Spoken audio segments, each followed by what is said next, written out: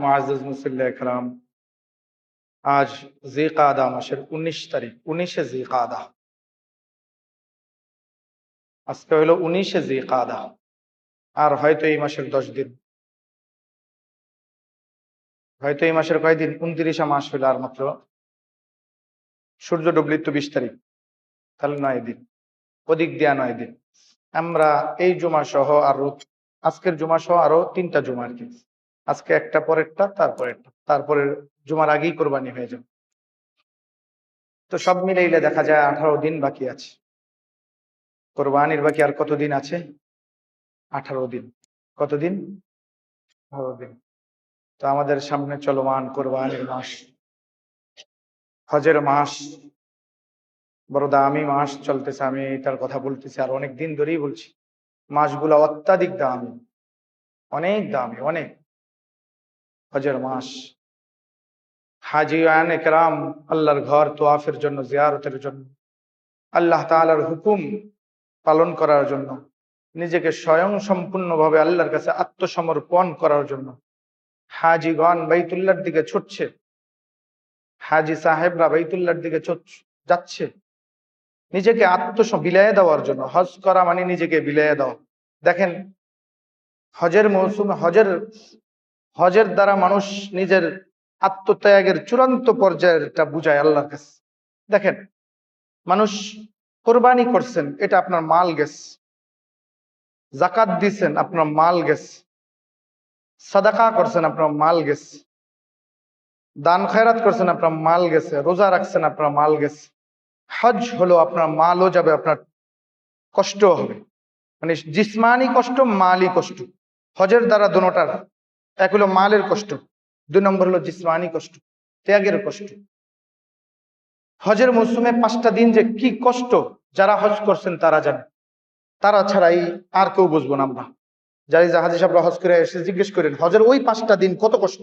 আরাফা থেকে শুরু করে একেবারে 13 তারিখ জামারাত যেটা আছে, শয়তানকে 3 দিন পাথর মারা লাগে না, শেষ জামারাত যেটা আছে, ওইটা পর্যন্ত কি পরিমাণ কষ্ট হাজি সাহেবদের। তো আল্লাহ তাআলা ওই জায়গায় ধনী গরিব সবাইকে মাত্র 2টা কাপড়ে আল্লাহ তাআলা রাখেন। এই কয়দিন, এই 5 দিন, বিশেষ করে হজের 5 দিন, আপনি না সুগন্ধি লাগাতে পারবেন, না আপনি ডল্লা গোসল করতে পারবেন, না আপনি মাথার চুল আস্তাতে পারবেন, না আপনি সাজুগুজু করতে পারবেন, কিচ্ছু করার অনুমতি নেই। যদি আপনি করেন, আপনাকে দম দিতে হবে। আপনি যদি ভুলে করেন, তাও আপনাকে দম দিতে হবে। কিসে করলে? ভুলে করলে। ভুলে করছেন, আপনি সুগন্ধিটা ভুলে লাগাইছেন, আর মাথার চুলটা ভুলে আশ্রয়েছেন, শরীরটা ডলছেন ভুলে, আপনাকে দম দেওয়া লাগবে একটা। মানে একটা খাসি কোরবানি বা একটা ছাগল কোরবানি করতে হবে আপনাকে, এটাকে বলা হয় দম। তাহলে আপনি ভুলেও যদি করেন, তাও আপনার সুযোগ নেই। এজন্য হজে যখন আপনি যাবেন, দেখবেন মুআল্লিম আপনাকে বলবে, ভাই 2-4-5 হাজার রিয়াল একটু অগ্রিম নিয়ে নিন, বেশি নিন। আপনি 5 লাখ টাকা 7 লাখ টাকা খরচ করছেন, একটা ভুলের কারণে কোনো প্রাণী আপনি মারতে পারবেন না, জবাই করতে পারবেন না, কিচ্ছু করতে পারবেন, শুধু ইল্লা কোরবানি, শুধু কি ব্যতীত? কোরবানির পশু জবাই ব্যতীত আপনি কিচ্ছুই করতে পারবেন। তো হজের মৌসুমটা বড় কঠিন, মালি যেমন ত্যাগ, তেমন জিসমানি ত্যাগ। হাজি সাহেবরা চলে গেছে, যারা যাওয়ার তারা তো চলে গেছে, বাকিরা যাবে। ঈদের হয়তো 2-4 দিন আগ পর্যন্ত ফ্লাইট যাইতেই থাকবে। তো এই জন্য হজের মাস চলতেছে, কোরবানির মাস, পরেরটাই কোরবানির মাস। আমি আপনাদের মাঝে যে আয়াতে কারিমা পড়ছি, এই আয়াতে কারিমা হলো সূরা সফফাত। সূরা ইয়াসিনের পরের সূরার নাম কি? সূরাতু সফফাত। সূরা ইয়াসিনের পরের সূরা। এই সূরার 99 নম্বর আয়াত থেকে নিয়ে 107 আয়াত পর্যন্ত আমি পড়ছি আপনাদের মাঝে। 99 থেকে নিয়ে 107 আয়াত।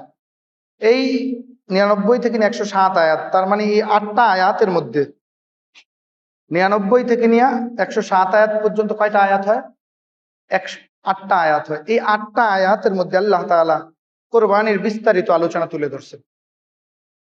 এই 8 আয়াতের মধ্যে এক জায়গায় কোরবানির পুরো আলোচনাটা আল্লাহ তাআলা তুলে ধরছেন। কোন জায়গা থেকে আসলো, কিভাবে আসলো, কেনই বা আসলো, এটা আল্লাহ তাআলা তুলে ধরছেন।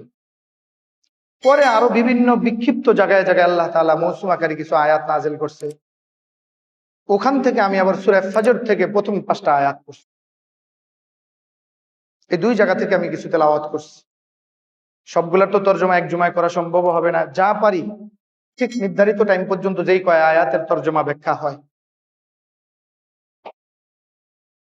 রাসূলুল্লাহ সাল্লাল্লাহু আলাইহি ওয়াসাল্লামের অগণিত হাদিস সমূহের মধ্য থেকে এক টুকরা হাদিসে কারিমা পাঠ করেছি। আপনারা জিজ্ঞেস করতে পারেন, হুজুর আল্লাহ রসুলের কত হাদিস আছে? সনদ সহ 7 লক্ষ হাদিস আমাদের জানা মতে আছে। কি সহ? সনদ সহ। সনদ, সনদ মানে কে রসুল থেকে কে বর্ণনা করছে, এটাকে আরবি ভাষায় বলা হয় রাবি। যে বর্ণনা করে তাকে আরবিতে বলা হয় রাবি। কি বলা হয়? রাবি। আমরা বলি না ওয়ান আবি হুরায়রাতা, মানে আল্লাহ ওয়ান আবি হুরায়রাতা রাদিয়াল্লাহু তাআলা আনহু আন্নাহু ক্বাল, হযরত আবু হুরায়রা রাদিয়াল্লাহু তাআলা আনহু বর্ণনা করেন আমি আল্লাহ রসুল থেকে শুনেছি। তো রাবি হইল হযরত আবু হুরায়রা। রাবিকে হযরত আবু হুরায়রা। যেমন আমার থেকে যদি আপনি কোনো কথা শুনেন, আমি আমার হুজুর থেকে শুনেছি, তো আপনার আপনার কথার দলিল হলাম আমি। হাদিসের দলিল হলো সাহাবায়ে কেরাম। হাদিসের দলিল কে?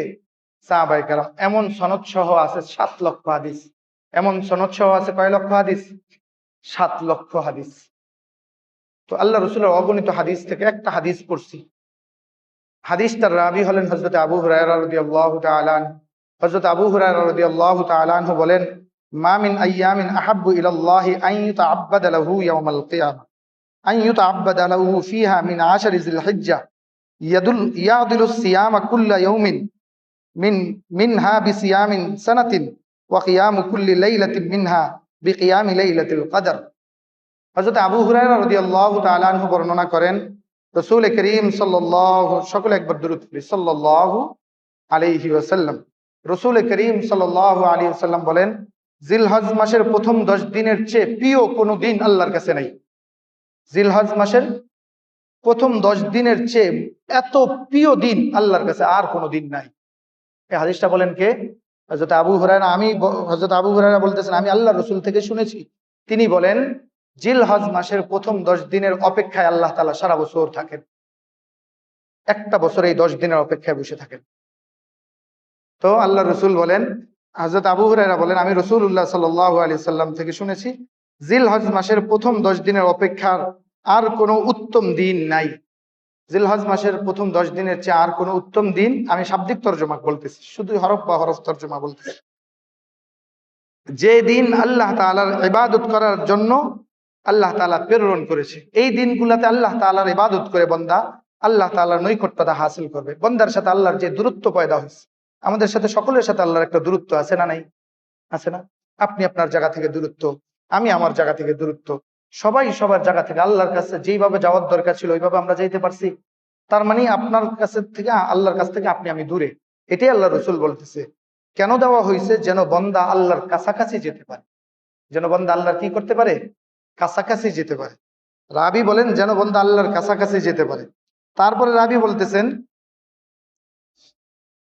সিয়ামু কুল্লা ইয়াউমিন মিনহা বিসিয়ামি সানাতিন। জিলহজ মাসের প্রথম 10 দিন, প্রথম কয় দিন? 10 দিন, 1 থেকে নিয়ে 10ম দিন পর্যন্ত জিলহজ মাসের প্রথম 10 দিন, জিলহজ মাসের প্রথম 10 দিনের প্রতিদিনের রোজার বিনিময় আল্লাহ তাআলা 1 বছরের রোজার সওয়াব দান করবে। প্রত্যেকটা রোজার বিনিময়ে আল্লাহ তাআলা 1 বছরের সওয়াব দান। এবার রাবি বলতেছেন জিলহজ মাসের প্রথম 10 রাত্রির ইবাদত আল্লাহর কাছে লাইলাতুল কদরের ইবাদতের মতন উত্তম। লাইলাতুল কদরে আপনি রাত্রি জাগরণ করিয়া ইবাদত করলে যেমন 1000 মাসের ওয়াদা আছে, জিলহজ মাসের প্রথম 10 দিন সম্পর্কে রাসূল বলেছেন আল্লাহ তাআলা ওই ঠিক লাইলাতুল কদরে তোমাকে 1000 মাসের যেমন ওয়াদা দেওয়া হয়েছে, জিলহজ মাসের প্রথম 10 দিন কোনো মুসলমান বান্দা বান্দি যদি রাত্র জাগরণ করে আল্লাহ তাআলা লাইলাতুল কদরের সমপরিমাণ সওয়াব তার আমলনামায় দান। তাহলে বোঝেন কেমন দাম। প্রত্যেকটা রাত্র আল্লাহ তাআলা লাইলাতুল কদরের সমপরিমাণ সওয়াব দান করে। এখন আপনাদের প্রশ্ন জাগতে পারে, হুজুর আমরা তো জানি 5 দিনের রোজা নিষিদ্ধ। কয় দিনের রোজা নিষিদ্ধ? কয় দিনের রোজা নিষিদ্ধ? 5 দিনের। আপনি যে 1 থেকে না 10ম দিন পর্যন্ত বলছেন, হয়তো 9 দিন পর্যন্ত হবে। প্রশ্ন, হয়তো আরাফার দিন পর্যন্ত 1 থেকে না 9টা রোজা। আপনি তো 10টা বলছেন, আমি বলতে কিন্তু 10টা বলছি। 10টা বলছি না? এটা আপনাদের প্রশ্ন, আপনাদের জাগে না, আমি জাগাইলাম। আপনারা আমাকে প্রশ্ন করছেন, হুজুর আমরা তো জানি আরাফার দিন পর্যন্ত রোজা, 1 থেকে না 9 তারিখ পর্যন্ত রোজা। আপনি তো 10 দিন বললেন, 10 দিন হলে তো ঈদের দিনও পরে। ঈদের দিন তো রোজা রাখা হারাম। ঈদের দিন রোজা রাখা কি?